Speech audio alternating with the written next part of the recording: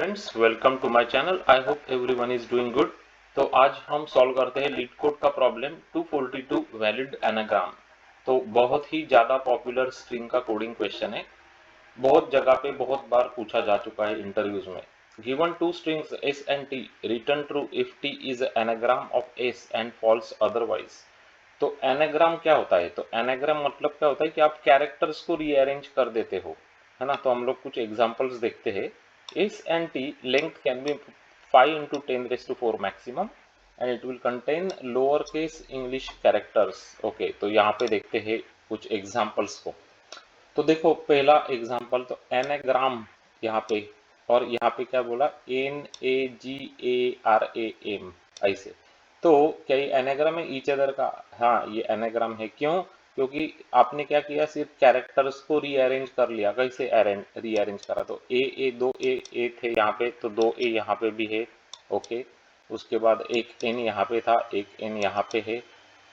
उसके बाद जी इधर था, एक जी इधर है। आर था, आर इधर है। एम था, एम इधर है। तो सब कैरेक्टर हो गए ना मैच। हाँ, तो इसका मतलब है कि एनाग्राम है। तो जस्ट रीअरेंज कर लिया ना, तो ट्रू बोल देंगे आप इसको बेसिकली कि है एनाग्राम। RAT और CAR, क्या ये दो वर्ड एनाग्राम है क्या एक एक दूसरे के? नहीं, क्योंकि टी तो यहाँ पे है। टी है क्या यहाँ पे? टी कैरेक्टर नहीं है, इसका मतलब ये एनाग्राम नहीं है। तो ये फॉल्स है बेसिकली, आंसर फॉल्स है। तो समझ गया ना एनाग्राम का डेफिनेशन। तो आपको बेसिकली वो कैरेक्टर्स को सिर्फ रीअरेंज करने का है। अगर वो रीअरेंज हो गए सपोज, तो वो एनाग्राम होते हैं एक दूसरे के, है ना। और एक एग्जांपल देखो यहाँ पे एनाग्राम का। ये एनाग्राम का और एक एग्जांपल है। पोस्ट और स्टॉप दोनों एनाग्राम है क्या? है। क्यों? क्योंकि आपने सिर्फ रीअरेंज कर लिया। कैसे रीअरेंज कर लिया? देखो यहाँ पे इस तरीके से कुछ आप जस्ट आपने रीअरेंज कर लिए ये कैरेक्टर्स, और ये हो गए स्टॉप। पोस्ट ओरिजिनल वर्ड था, अभी स्टॉप हो गया। तो you will have to return true. तो एनाग्राम है। तो अब लोग अभी बात करते हैं कि इसको सॉल्व करेंगे कैसे। तो देखो एनाग्राम का डेफिनेशन ही हमको बता रहा है कि किस तरीके से हम लोग इजीली इसको सॉल्व कर सकते हैं। क्या डेफिनेशन है? कि रीअरेंज कर रहे हैं कैरेक्टर। ओके, रीअरेंज करते हैं। तो इसका मतलब ये है कि मैं ये वर्ड को अगर लेता हूँ और ये वर्ड को लेता हूँ और इन दोनों को मैं सॉल्ट करता हूँ। सॉल्ट सॉल्ट कर लिया मैंने, तो क्या होगा? Sorting order LMNO P QRST। तो ऐसे हो जाएगा ये सॉर्टिंग ऑर्डर।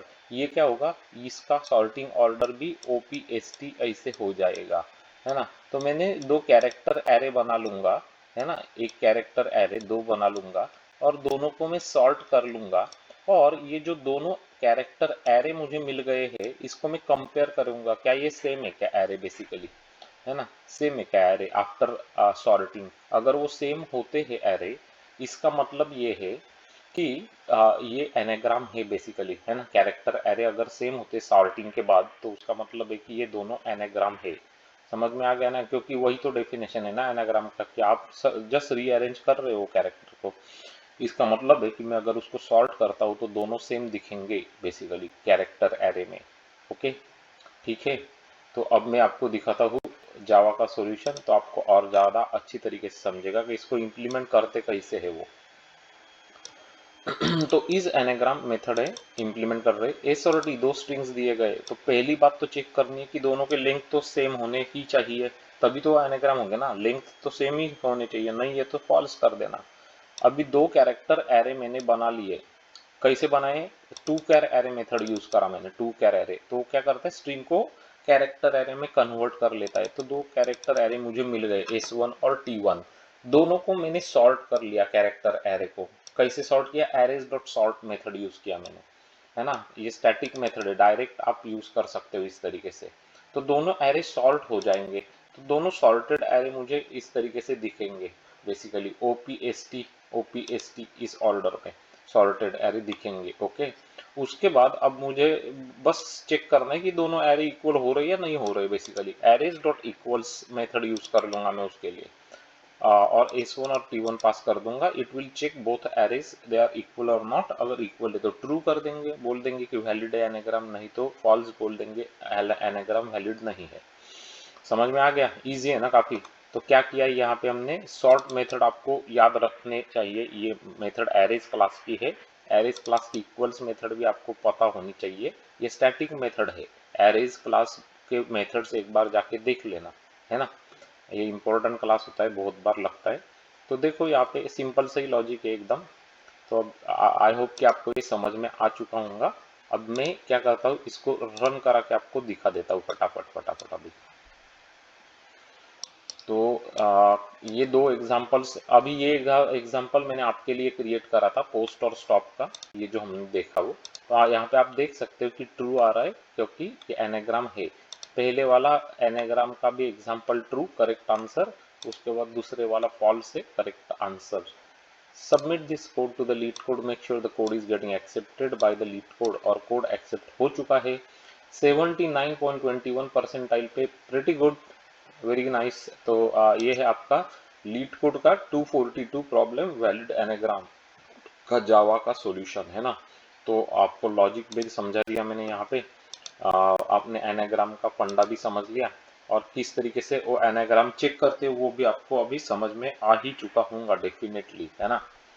अब बात कर लेते हैं थोड़ी टाइम और स्पेस कॉम्प्लेक्सिटी की, नहीं तो वो रह जाती है ना। तो यहाँ पे देखो, मैंने सॉर्ट यूज करा ना, तो अगर यहाँ पे n कैरेक्टर्स है इस एरे में, तो सॉर्ट में क्या होगा, n log n टाइम लगता है सॉर्टिंग के लिए, तो वही तो टाइम प्रोमिनेंट फैक्टर हो जाएगा ना इसका। तो अभी लिख लेते हैं आपके लिए यहाँ पे कि इसको बोलते हैं n log n because of sorting, है ना। इसकी टाइम कॉम्प्लेक्सिटी हो जाती है। स्पेस कॉम्प्लेक्सिटी क्या होगी गाइस, तो इसकी स्पेस होंगी ऑर्डर ऑफ n, क्योंकि मैंने ये कैरेक्टर एरे यूज करे ना, तो ये एक्सटर्नल डेटा स्ट्रक्चर मैंने यूज किया टू होल्ड द डेटा। तो इसका मतलब है कि टू टाइम्स, बेसिकली कैसे लिखते हो, two times order of n, लेकिन हम लोग कांस्टेंट नहीं लिखते, तो ऑर्डर ऑफ n ही वो मानी जाती है। तो ओके, तो ये है आपकी स्पेस कॉम्प्लेक्सिटी। तो आई होप कि आपको ये एग्जांपल्स जो मैंने आपके लिए बनाए और ये समझाए, और जावा का कोड जो आपको समझाया, ये कम्प्लीटली समझ में आ गया होगा गाइस। तो डेफिनेटली इस वीडियो के लिए अब लाइक बनता है, अगर ये समझ में आ गया है तो लाइक ज़रूर कर देना गाइस, और सॉल्यूशन पसंद आ गया है तो सब्सक्राइब डेफिनेटली कर लेना, और कमेंट में सॉल्यूशन पसंद आ गया है तो लाइक कैसे भी लिख लेना, है ना, ताकि हमको भी समझे। Click on the bell notification icon button, ताकि आपको इसी तरीके के बढ़िया क्वालिटी कंटेंट के नोटिफिकेशंस मिलते रहेंगे। अगर आप इंजीनियरिंग के स्टूडेंट्स हैं, software engineering, IT, computer science जैसी ब्रांचेस में पढ़ते हैं, आप आईटी प्रोफेशनल से, जावा डेवलपर से, तो ये चैनल आपके लिए बहुत ही काम का है। 700 से ज़्यादा इंपॉर्टेंट प्रॉब्लम्स यहाँ पे हमने कलेक्टिवली लेके सॉल्व करके दिखाई है, और इम्पोर्टेंट प्लेलिस्ट बना के रखी है ताकि आप आपके इंटरव्यूज़ के लिए बहुत बढ़िया तरीके से प्रिपेयर कर सको। तो जो वेरी इंपॉर्टेंट प्लेलिस्ट है हमारे चैनल के आपके लिए, वो मैं आपको बता के रखता हूँ, ताकि वो आप जाना, चेक कर लेना, और उन प्रॉब्लम्स को डेफिनेटली प्रैक्टिस कर लेना। सबसे पहले तो बीएफएस डीएफएस के प्रॉब्लम्स की प्लेलिस्ट, ये सब एकदम सुपर सुपर बढ़िया क्वालिटी के प्रॉब्लम्स है guys. Amazon, Apple, Microsoft, Yahoo, Google, Meta जैसे कंपनीज में बहुत बार पूछे जा चुके हैं। उसके बाद देखना graphs, matrices, binary search trees, binary trees, binary search, ये प्लेलिस्ट। उसके बाद डायनामिक प्रोग्रामिंग, रिकर्शन, मेमोराइजेशन के प्लेलिस्ट, ये सब इंडिविजुअल प्लेलिस्ट है, ताकि उस स्पेसिफिक टाइप्स के प्रॉब्लम्स आप प्रैक्टिस कर सको, है ना। अगर आपको आपका डेटा स्ट्रक्चर्स एंड अल्गोरिदम्स एकदम सॉलिड बनाना है इंटरव्यूज के लिए, तो उसके लिए भी चैनल हमने बना के रखे आपके लिए। तो कौन से चैनल है वो, तो चैनल मतलब प्लेलिस्ट है। तो प्लेलिस्ट कौन से, वो स्टैक्स, क्यूज, प्रायोरिटी क्यूज, मिन hip, max heap, arrays, array list, link list. तो ये सब कुछ पूछे जाते हैं इंटरव्यूज में। अगर आप junior level, mid level position, senior level किसी भी पोजीशन पे जाते हैं, तो उसके बाद आपको अगर सीक्वल के प्रॉब्लम्स की प्रैक्टिस करनी है, माई सीक्वल प्रॉब्लम्स की, प्रोग्रामिंग के क्वेश्चंस की प्रैक्टिस करनी है, डेटाबेस के कॉन्सेप्ट्स की समझ करनी है, तो उसके लिए दो प्लेलिस्ट हमने आपके लिए बनाए हैं। एक का नाम है माई सीक्वल, दूसरे का नाम है सीक्वल प्रोग्रामिंग। तो दोनों भी बहुत अच्छे अच्छे प्लेलिस्ट है, डेटाबेस के और सीक्वल के कोडिंग प्रॉब्लम्स आप बढ़िया तरीके से वहाँ पे प्रैक्टिस कर सकते हो। शेयर करना वीडियोस को आपके फ्रेंड्स और कलीग्स के साथ, ताकि वो भी यहाँ पे जुड़ सकेंगे चैनल के साथ, और बहुत सारी अच्छी programming and problem solving techniques जो है वो यहाँ पे वो सीख सकेंगे। Thanks for watching this video guys, and I am sure that I am going to see you very soon with another interesting video from our channel. Until then, you guys keep practicing more problems. Practice makes will make you perfect, right, in coding and all. and have a great day ahead, and I'm going to see you very soon. Bye bye, take care.